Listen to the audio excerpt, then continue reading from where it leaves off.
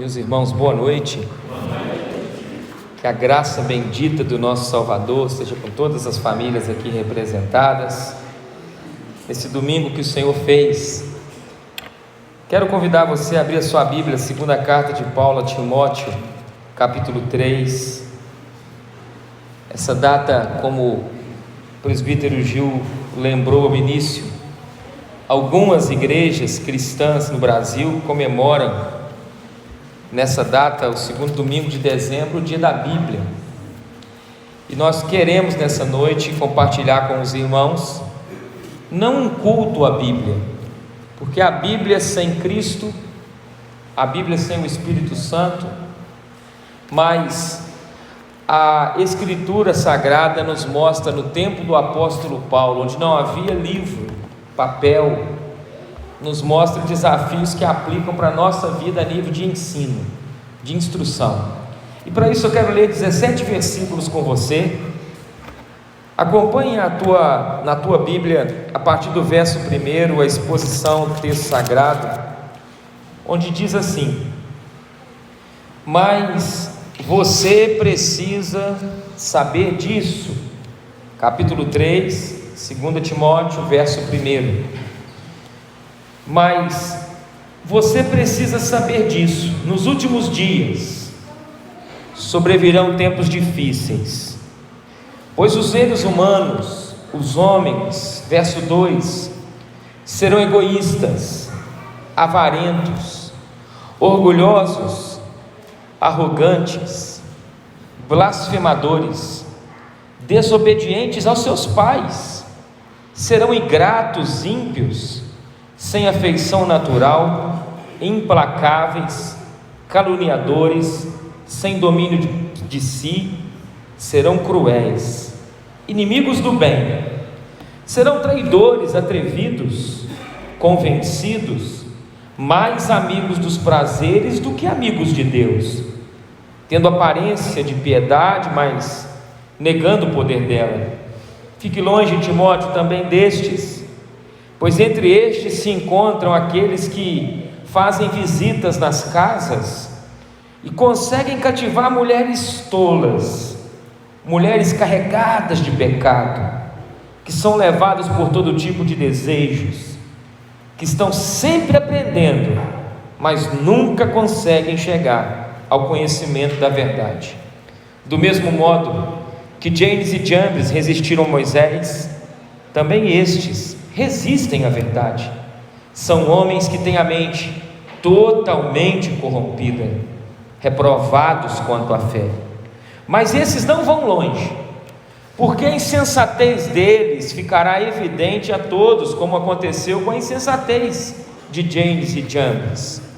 Mas você, Timóteo, você tem seguido de perto o meu ensino, a minha conduta, meu propósito, a minha fé, a minha paciência, o meu amor, a minha perseverança, as minhas perseguições e os meus sofrimentos, os quais eu tive de enfrentar em Antioquia, Icônio e Listra. Quantas perseguições sofri, porém o Senhor me livrou de todas elas.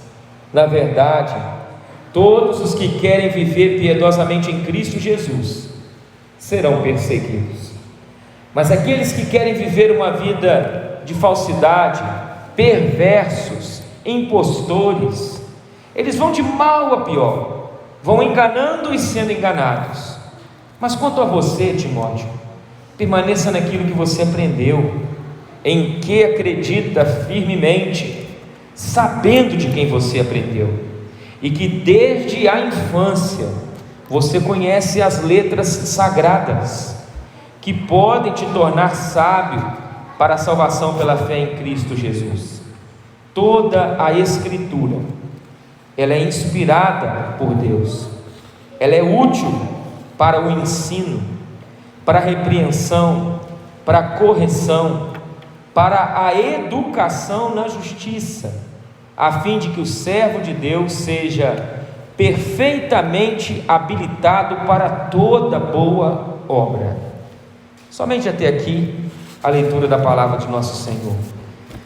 Pai querido, nós te rendemos graças porque nesses 17 versos que lemos há muito aprendizado para nós. Te rendemos graças porque, como cantamos, estás aqui enxugando as nossas lágrimas, restaurando corações, e nós não temos dúvidas que pela fé o Senhor, ó Deus, fala pela Escritura com o coração dos teus filhos. Rogamos sabedoria àquele que fala e ao que ouve, e que o Senhor possa, ó Deus, agora cooperar também na explicação, na exposição, e que o nosso coração, aberto pelo Senhor, possa ganhar as verdades que o Senhor deseja para nós como ajuntamento, em o nome de Jesus Cristo, amém e amém. Igreja amada, o texto que nós temos em mão, 17 versículos, está aqui na segunda carta de Timóteo, nós acabamos de ler, traz para nós algumas verdades interessantes, porque, primeiramente, você que tem aí a oportunidade de ter uma Bíblia em mãos, quero lhe dizer que você é um privilegiado. Primeiro, um privilegiado por poder, às vezes, ler no seu idioma. Nem todos os países, nações, tribos têm esse privilégio. Nem sempre também foi assim. Até aquilo que a gente chama de reforma protestante, que naquele mesmo tempo surgiu a imprensa, papel, até ali não havia essa abertura da Escritura para as pessoas, para o povo, para até mesmo a igreja, para aqueles que nasciam de novo. E curiosamente eu chamo a sua atenção para um testemunho que aconteceu antes desse período da reforma, que nós temos como Lutero, mas antes desse homem chamado Martinho Lutero, ali no contexto dele na Alemanha, levantar-se como um reformador, aconteceu na Tchecoslováquia em 1402, um sacerdote recém-formado, padre tcheco, ele foi designado para celebrar missas numa comunidade ali chamada de Praga, e celebrando ali, chegou até ele inscritos de um homem pré-reformador chamado Wycliffe. Lembrando a você, até 1500 não há protestantismo, só há a igreja, só há uma igreja, a igreja universal, chamada de católica, apostólica, e com base na Itália, em Roma. E aí você tem esse homem na Tchecoslováquia, dentro do contexto católico, apostólico, romano, recebendo inscritos de um outro homem chamado Wycliffe, que estava falando a ele e a alguns sobre a importância de se ter a Bíblia na mão das pessoas. E esse homem chamado John Hus, ele curiosamente, na oportunidade que teve, apregoou isso aos seus ouvintes, e ele foi acusado pela igreja então de herege, e por causa de ser acusado de herege dentro de um tempo, esse homem então começou a ser perseguido. Ele traduziu livros da Bíblia e espalhou em meio às pessoas e às famílias, e as comunidades ali onde ele vivia foram atacadas severamente, e em poucos anos aconteceu uma verdadeira guerra civil naquele ambiente, tudo porque esse John Hus resolveu traduzir a Bíblia para o idioma do povo, das pessoas. Pegaram ele, prenderam ele, incendiaram uma fogueira, levantaram ele ao alto e ele foi morto, queimado. E o nome desse homem, chamado John Hus, significa a palavra ganso no idioma dele. E quando ele estava sendo queimado, uma frase ele disse: hoje vocês estão assando um ganso magro, mas daqui 100 anos vocês vão ouvir um cisne cantar. Vocês não vão ser capazes de usá-lo, nem de assá-lo, nem de matá-lo, e nenhuma armadilha ou rede vai segurá-lo. E ali aquele homem foi martirizado. Passou mais um pouquinho aí de 100 anos, aconteceu aquilo que a gente chama de reforma luterana, com aquele monge também do contexto católico, chamado Martinho Lutero, que é chamado de herege, colocado para fora do romanismo. e assim a Escritura começou a ganhar voz no coração do povo. A gente observa isso, e a gente observa algumas coisas no nosso coração quando a gente lê um texto como esse de 17 versículos no primeiro século.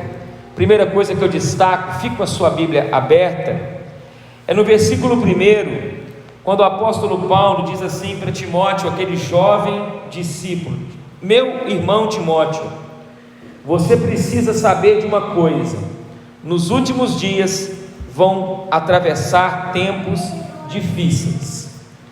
O apóstolo Paulo, ele está preso em Roma, e mesmo preso, os cristãos estão do lado de fora experimentando o fogo da provação pela via da perseguição, e assim tem acontecido por 2000 anos, cristãos sendo martirizados, perseguidos em ambientes diversos, no contexto que nós nos encontramos, proporções menores, mas é notório a perseguição ao cristianismo em todo o mundo.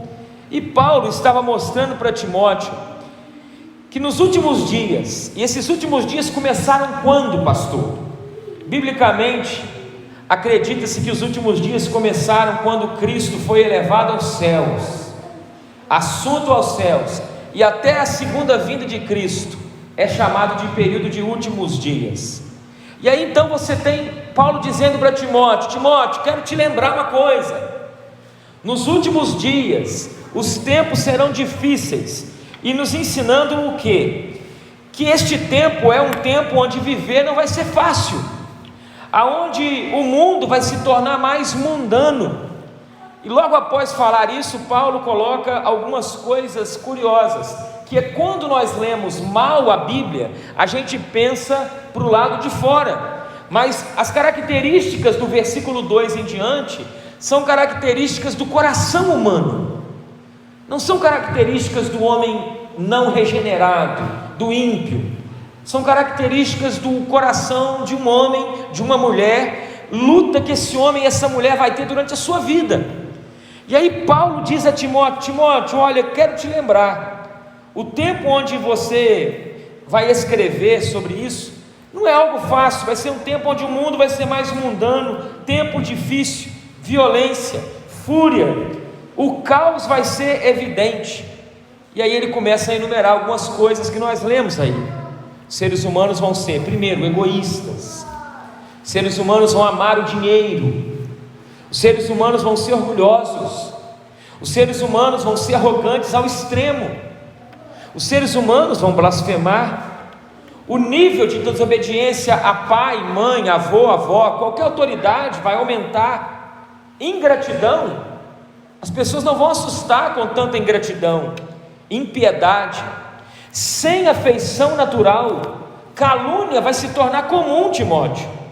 Você vai ver a humanidade sem domínio de si, crueldade, inimigo da bondade, traição aos montões, traição da conjugalidade, traição de amizade, traição de confiança, traição de segredos contados, atrevidos, convencidos, mais amigos dos prazeres, das vontades, do que amigos de Deus.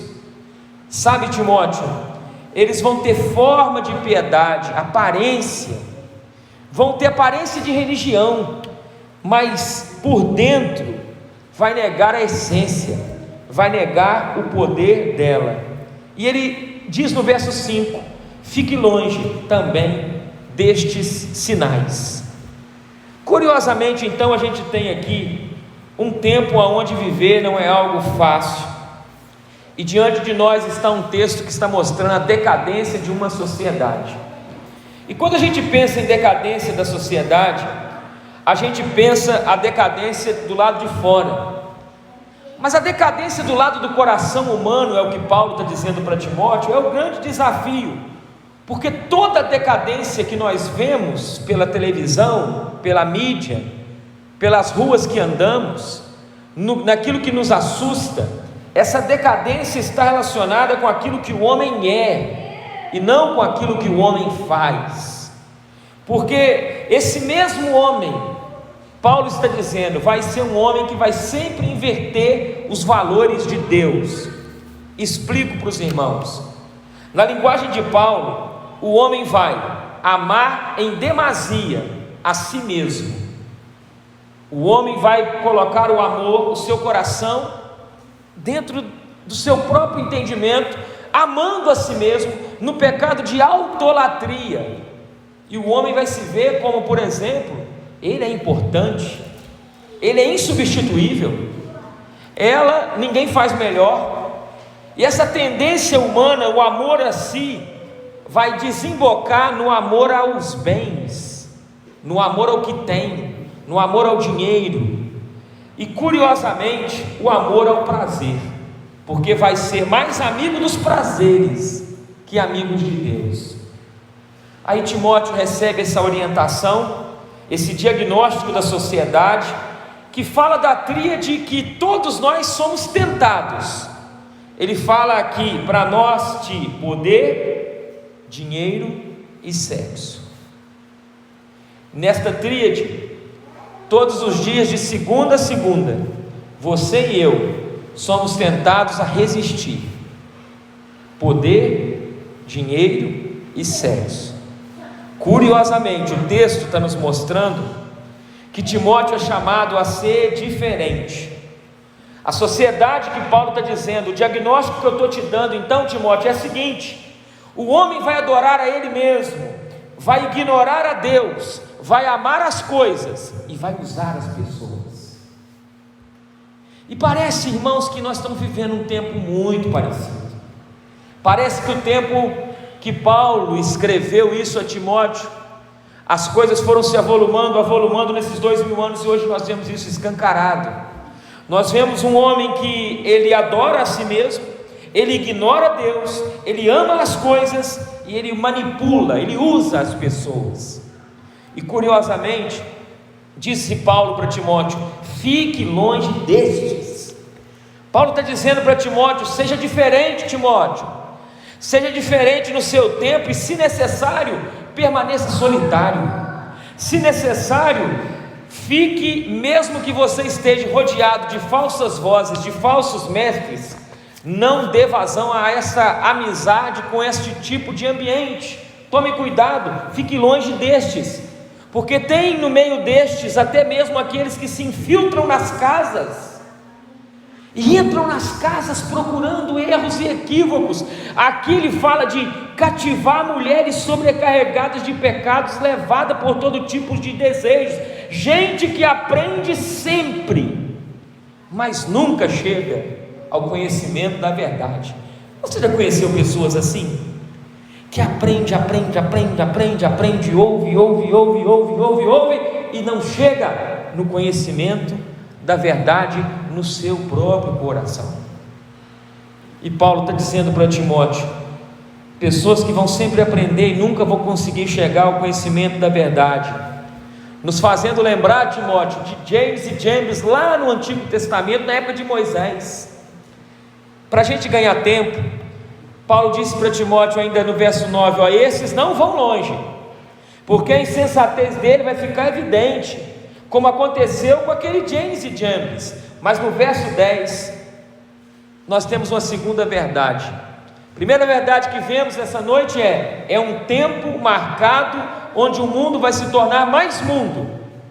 Mas agora no versículo 10 e 12, está escrito assim: mas você, Timóteo, você tem seguido de perto o meu ensino. Veja que interessante.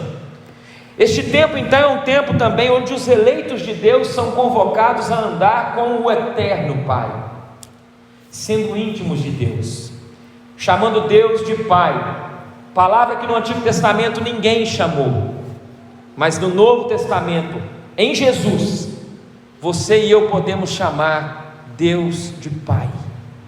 E aí está escrito: olha, Timóteo, você tem seguido de perto o meu ensino. O que Paulo está dizendo assim, seguido de perto? Eu, Paulo, tenho sido referência para a sua vida, Timóteo, no sentido de que ser referência para Timóteo, Paulo, na sua limitação, só é referência para Timóteo porque você entende nas outras cartas que ele tinha como referência Cristo. Paulo chegou a dizer à igreja de Corinto: sede meus imitadores, porque eu sou imitador de Cristo. Ele chama a responsabilidade para ele: me imita, mas não me imita porque eu tenho qualidades e virtudes particulares, pessoais, próprias de mim mesmo, produzidas no meu próprio coração, alimentadas pela minha mente. Não, pode me imitar porque eu imito o andar de Cristo. E Timóteo está sendo, orientado: você tem seguido de perto o meu ensino, a minha conduta, o meu propósito, a minha fé, a minha paciência, o meu amor e a minha perseverança. Eu trago então aqui também nessa noite, onde nós pensamos esse texto, uma pergunta para fazer à congregação: quem te inspira, meu irmão? Quem você já se inspirou na sua vida, naquilo que você faz? Talvez alguns poderiam dizer assim: meu pai, minha mãe, um irmão que eu congrego com ele. Eu poderia citar aqui inúmeros irmãos que me inspiraram, irmãos vivos. Poderia citar hoje irmãos que me inspiram hoje, e que talvez nem eles tenham ciência de que eles são inspiração para a minha vida. E todo cristão, irmãos, ele precisa ter gente como referência, que seja inspiração para a vida dele, de ser um homem, uma mulher melhor. E curiosamente é isso que Paulo está dizendo para Timóteo: você tem seguido de perto, olha, meu ensino, minha conduta, o meu propósito. Porque tem muita gente hoje que ensina verbalmente, mas tira tudo aquilo que ensina com a prática, com a conduta. E ensino caminha junto com a prática, ensino tem que caminhar junto com a conduta. É o que Paulo diz a Timóteo: você tem seguido então não só o que eu falo, mas você tem seguido aquilo que eu faço. Isso é algo que eu e você precisamos sempre observar, porque você tem que ter referência, mas você também está sendo referência para outros, ou positiva ou negativa. De maneira que Paulo está lembrando a Timóteo: veja, o meu amor, minha paciência, minha perseverança. Mas o que me chama também a atenção é que Paulo, ao falar siga o meu ensino, mas também a conduta, ele também fala do sofrimento. Ele fala para Timóteo que as perseguições que ele atravessava, os meus sofrimentos que eu enfrentei nas 3 cidades, Antioquia, Icônio e Listra, quantas perseguições eu sofri. Que coisa interessante. Paulo não está falando só o lado positivo do viver, ele está falando que na vida dele, como na vida de todo crente normal, tem também sofrimentos, tem adversidades, tem perseguições.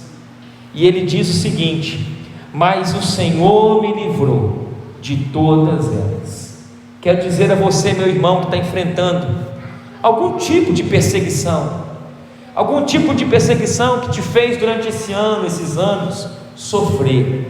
Quero lhe dizer o seguinte: o Senhor livrou a Paulo, a Timóteo e a tantos, e Ele continua livrando seus filhos de todas elas. Nenhum sofrimento é eterno, nenhuma perseguição é eterna, de maneira que é algo que trabalha a sua espiritualidade e a minha.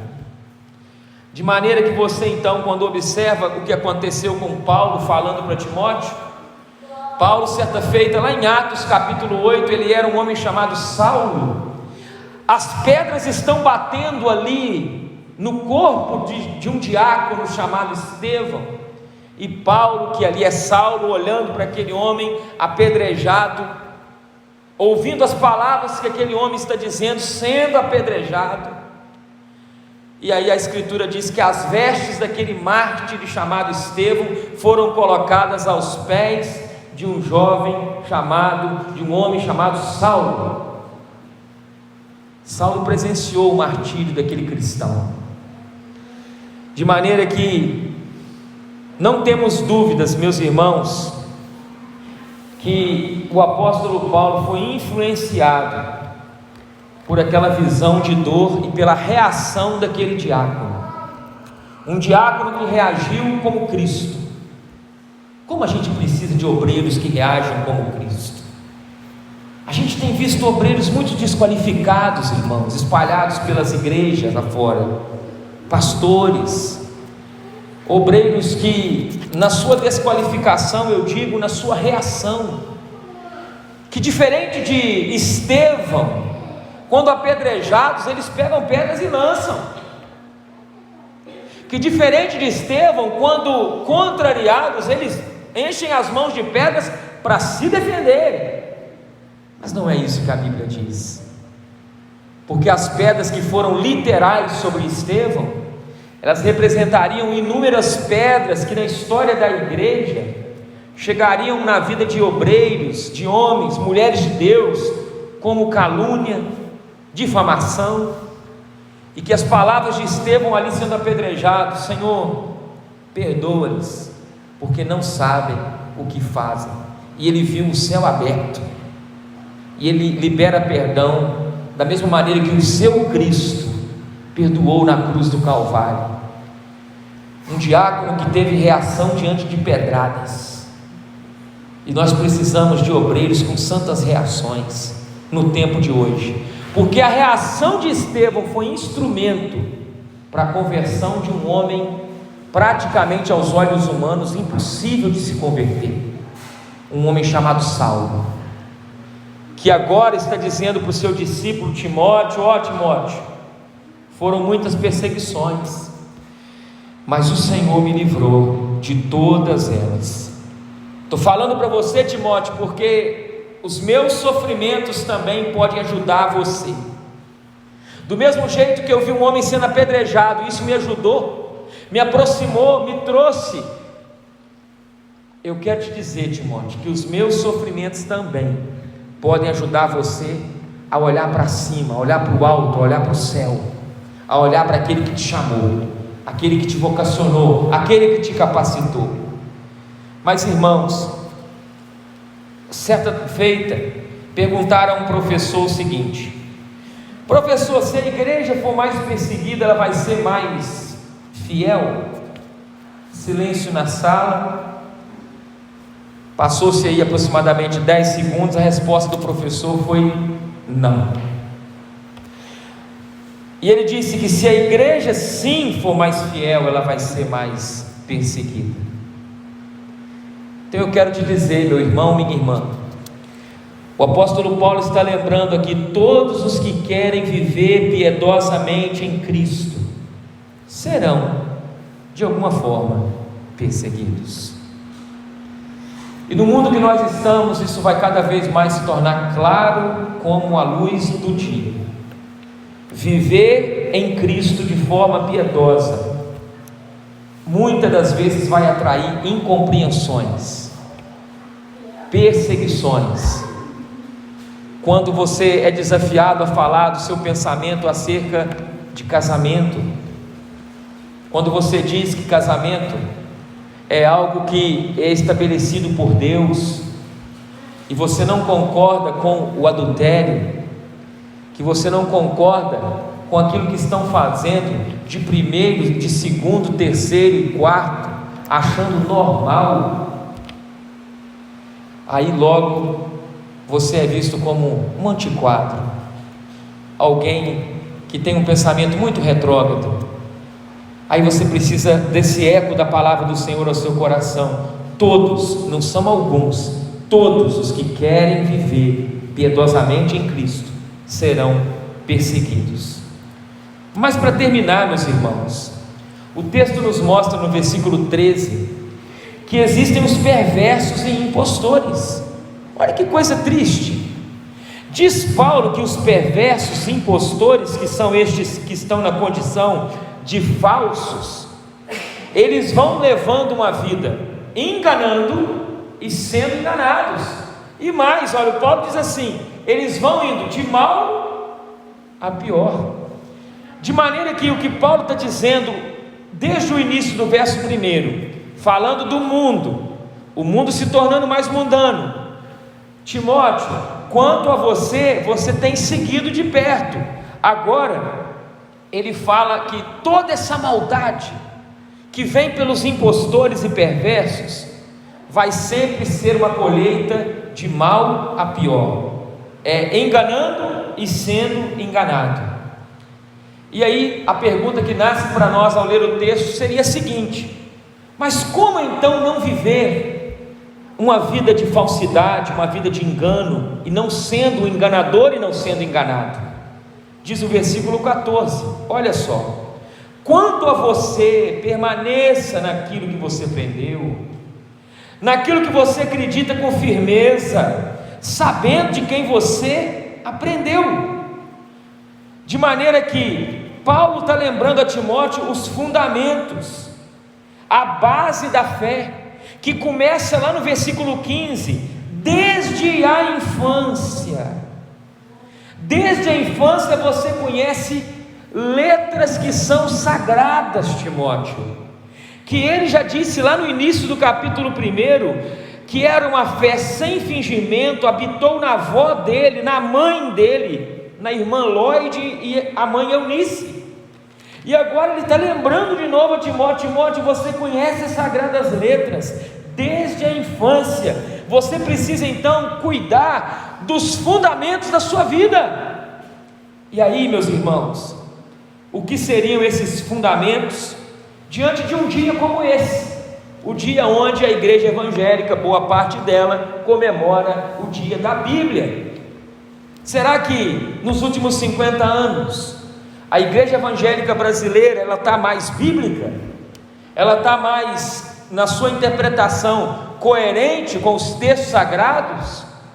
Penso que de forma coerente, a grosso modo, não. Porque hoje nós temos Bíblias de tudo e quanto é gosto e tradução.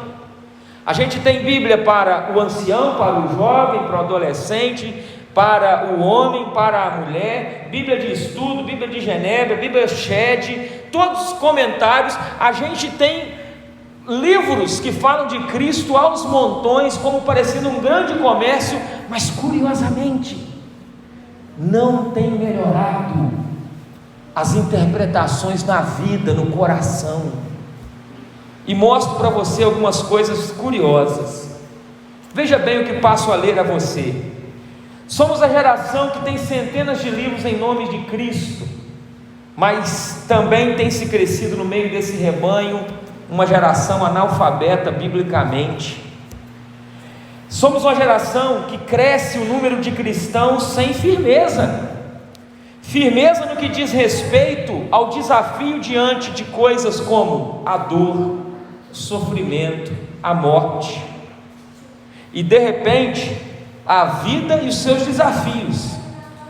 Cresceu os que estão correndo atrás de novidades no nome de Jesus, um mercado que estão chamando de fé, e a fé na televisão tornou até show, de maneira que a experiência para muitos desse tempo está se tornando mais importante que a verdade dita pelo Senhor na Escritura, de forma que a emoção, se não sentiu, não sentiu Deus. A emoção subiu no trono de muitos corações, enquanto a razão foi destronada. Muitos passaram a buscar a salvação, mas não o Salvador. Muitos estão com ausência de exame da Escritura minucioso no quesito a vida pessoal, mas estão usando a Escritura para examinar a vida dos outros, para examinar a vida do irmão, da irmã, e ao esquecer que a Bíblia, ela é uma carta de amor direcionada ao coração do regenerado, daquele que nasceu de novo, daquele que tem se alimentado das sagradas letras, de maneira que os fundamentos vão se revelando frágeis, e muitos estão abandonando a palavra, preferindo seguir enganado e enganando, como no versículo 13, de mal a pior. E curiosamente, seguem iludidos, porque compreendendo assim a malignidade do pecado de forma superficial. E eu quero fazer algumas perguntas para a nossa edificação nessa noite. O que é mais desafiador para nós?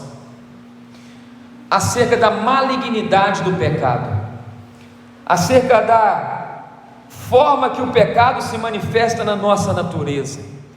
Não são poucos os cristãos que habitualmente se acostumaram com práticas que são pecado, mas eles dizem de forma superficial e rasteira que não tem problema guardar um rancor, uma mágoa, um probleminha não resolvido, congregar no mesmo ambiente, não pedir perdão, e nem se toca na consciência de que isso é algo maligno, porque a raiz brota e contamina famílias, ambientes. E meus irmãos, o que a palavra está nos mostrando é que muitos vão levando uma vida pensando que o seu fundamento de salvação está na ação deles, na ação do homem, e não na obra de Cristo na cruz. Guarde essa frase que eu vou lhe dizer a você: se o que fará de você é um salvo, vai ser no último suspiro da vida, você não está pecando. Você já ouviu aquela pessoa que diz assim: não, eu vou para a igreja, eu vou converter, mas eu tenho que largar o vício tal, eu tenho que largar isso, aquilo outro, essa prática. Vocês já ouviram pessoas assim? Enganado por eles mesmos. Agora guarde você, que se o que fará de você um salvo vai ser no último suspiro da vida, você não está em pecado, você é alguém que acredita que a salvação é pelas obras. E aí, meu irmão, eu tenho que te lembrar, como cristão reformado, como cristão que a Escritura nos aponta, nós somos salvos pela graça e pela graça somente, da graça que vai do começo, meio e fim. O arrependimento que você desenvolve é a resposta diária do crente ao que Cristo já fez. Não é um arrependimento que nasceu em você, mas é um arrependimento com base naquilo que foi feito por Cristo. E aí o homem regenerado, ele responde ao que Cristo fez, de forma que isso humilha a gente demais. Por quê, pastor? Humilha porque a mentalidade evangélica brasileira, majoritariamente, na linguagem dos teólogos aí, e vou traduzir para o jeito simples nosso, ela é pelagiana. O que é isso? Pelágio foi um homem, lá da época antes da reforma, tempo de Agostinho. Esse homem cria a salvação pelas obras. Só que a mentalidade evangélica é agarrada à salvação por obras e presa ao legalismo. E o que resumindo isso é eu e você usarmos uma mesa como essa, dentro dessa mesa aqui tivesse aqui um grande banquete, mas também no chão tivesse um monte de migalha que caiu da mesa desse banquete. É aquele que quer se pegar como salvo em Jesus, nas obras ele vai ficar comendo sempre das migalhas, no legalismo vai comer sempre das migalhas, porque Deus tem coisas mais elevadas na mesa do banquete, para aquele que é salvo pela graça, do começo, do meio e do fim. E de maneira, meus irmãos e minhas irmãs, que duas verdades eu destaco para a gente concluir, quando então Timóteo ouviu de Paulo assim. Timóteo, verso 16: toda a escritura, toda, não é parte dela não, toda é inspirada por Deus, ela é útil para ensinar, para repreender, para corrigir, para educar. Veja que ele fala de correção, repreensão, ensino e educação. E o que nós vemos no versículo anterior, que é o verso 16? Você observa que a escritura ela é então inspirada por quem? Por Deus. Deus usou homens, Deus usou mulheres, Deus usou pessoas inspiradas pelo Espírito Santo. Isso ficou aqui registrado historicamente. Nações que se levantaram contra a Escritura, quantas definharam? E aí nós vemos que quando nós pensamos em fundamento, a gente pode ver que a origem das Escrituras é Deus, mas o propósito das Escrituras é o que? É o versículo de número 15 escrito para nós assim: conhece as sagradas letras que vão torná-lo sábio para a salvação.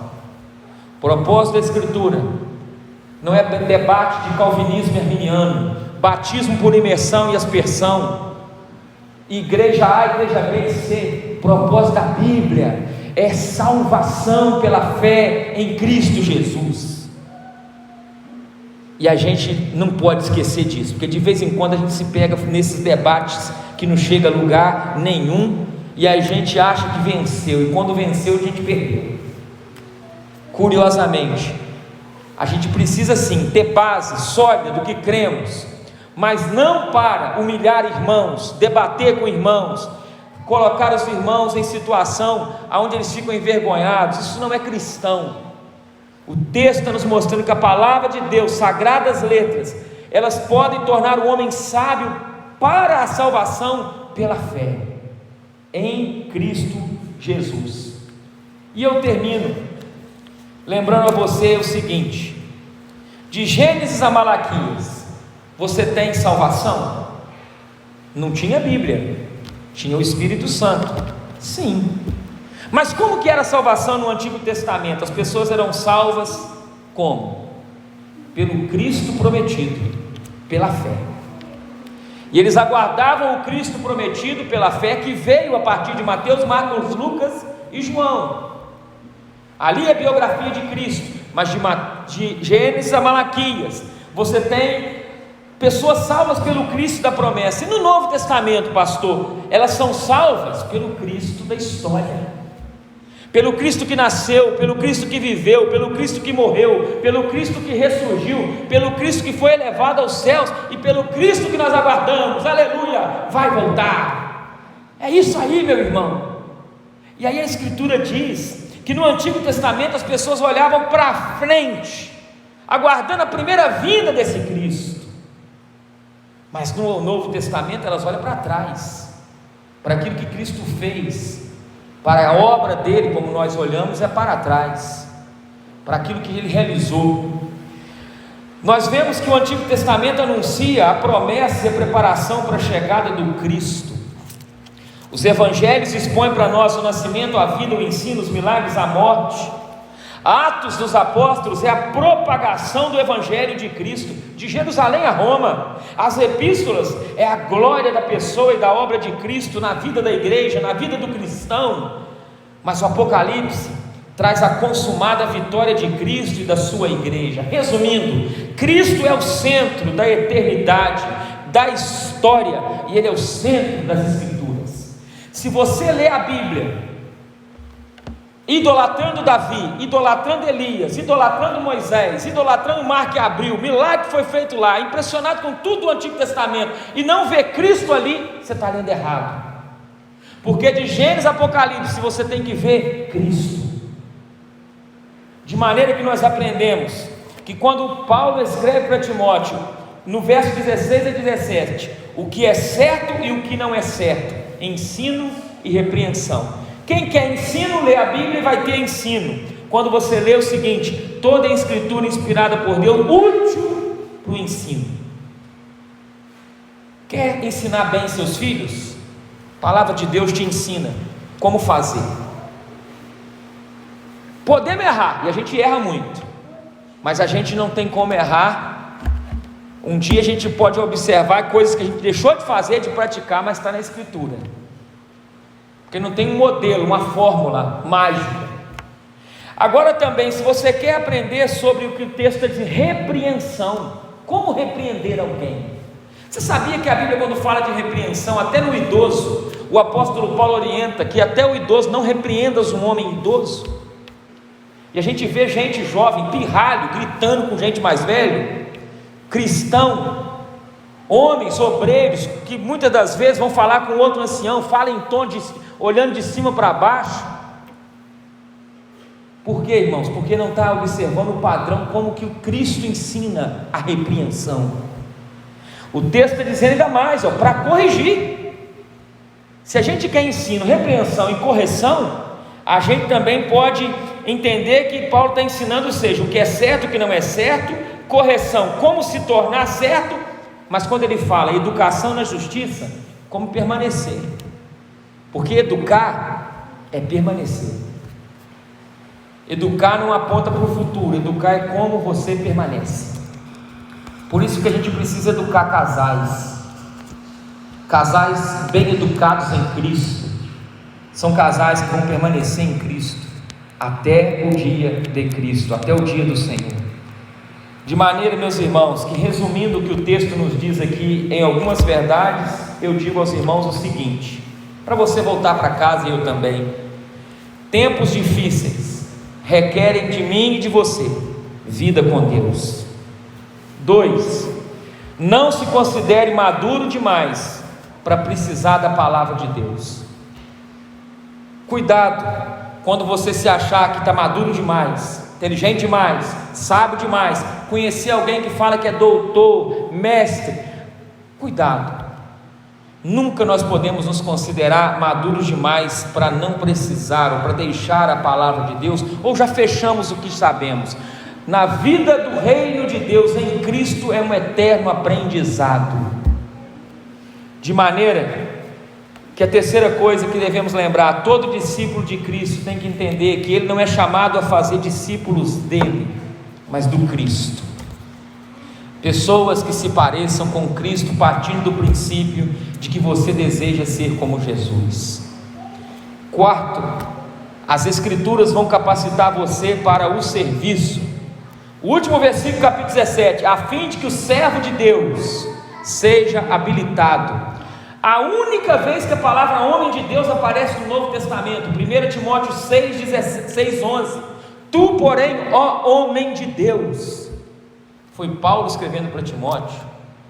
No Novo Testamento a palavra homem de Deus só aparece uma vez, no Antigo 6 vezes, mas aqui no verso da carta, primeiro ele diz homem de Deus, e agora ele chama de servo de Deus, esse que se apega à palavra do Senhor. E para a gente então terminar, eu te lembro, Cristo, Ele é o assunto das Escrituras. Leia a sua Bíblia, medite na sua Bíblia, tendo isso em mente. Cristo é o centro, e seja centrado em Cristo, pois sabe de uma coisa, e termino com essa última frase: a leitura errada da mesma causou tantos danos quanto a não leitura. Muita gente ferida em nome da má leitura da Bíblia, muita gente já machucou o outro com texto bíblico fora do contexto, falando em nome de Deus, de maneira que nós temos do lado de fora dos templos evangélicos uma geração de pessoas machucadas, feridas, decepcionadas com um Deus que ela acreditou, muitas das vezes por falsas promessas ditas em nome de Deus, que Deus não tem nada a ver com isso. Por isso, a leitura errada da mesma causa danos também, do mesmo jeito que a não leitura. Como ler bem, pastor? Pedindo a Deus a graça de ver Cristo em todos os livros, em todos os 66 livros da Escritura. Que Deus abençoe o seu coração e o meu, diante dessa exposição singela, simples, desses minutos, que eu convido você a se colocar de pé, por favor, para nós orarmos, encerrando essa noite tão especial que nós podemos passar aqui juntos na presença do nosso Deus.